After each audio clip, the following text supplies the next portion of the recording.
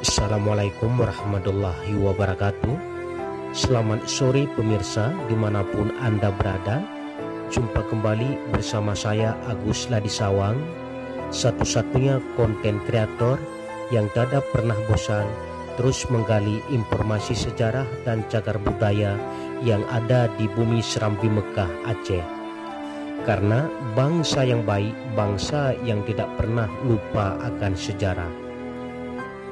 Pada hari ini, saya Agus Ladisawang sedang berada di kota Banda Aceh, atau lebih tepatnya, pada saat ini saya sedang berada di salah satu situs sejarah, yaitu Makam Tunku di Bitai yang terletak di Desa Bitai, Kecamatan Jaya Baru, Kota Banda Aceh. Berbicara tentang hubungan Aceh dan Turki tentu tidak akan habis-habisnya, karena Aceh dan Turki sudah menjalin hubungan yang erat sejak zaman dahulu kala.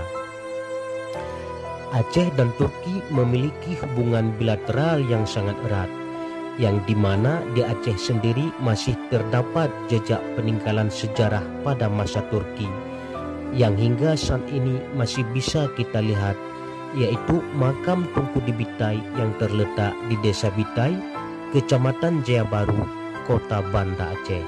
Pemirsa, dimanapun Anda berada, ikuti terus perjalanan kami.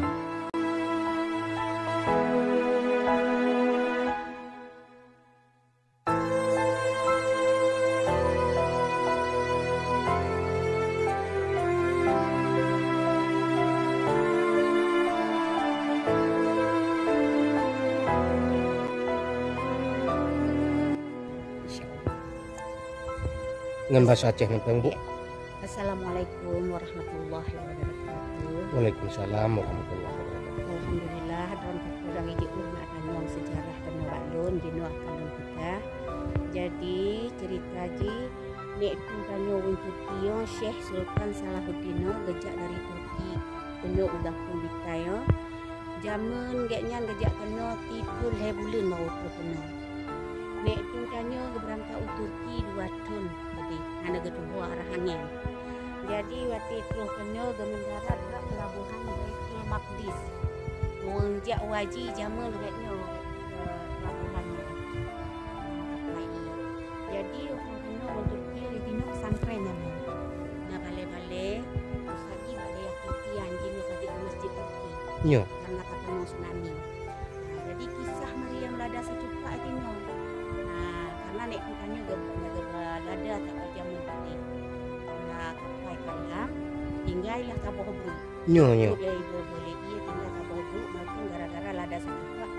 Kau ulah nek kanyo dari Turki. Nah, kau kena bikaya jadi dipedonglah pesantren itu.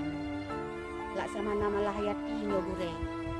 Cunya din menikah non suami pun gak nyan untuk Ibrahim yang dari Turki.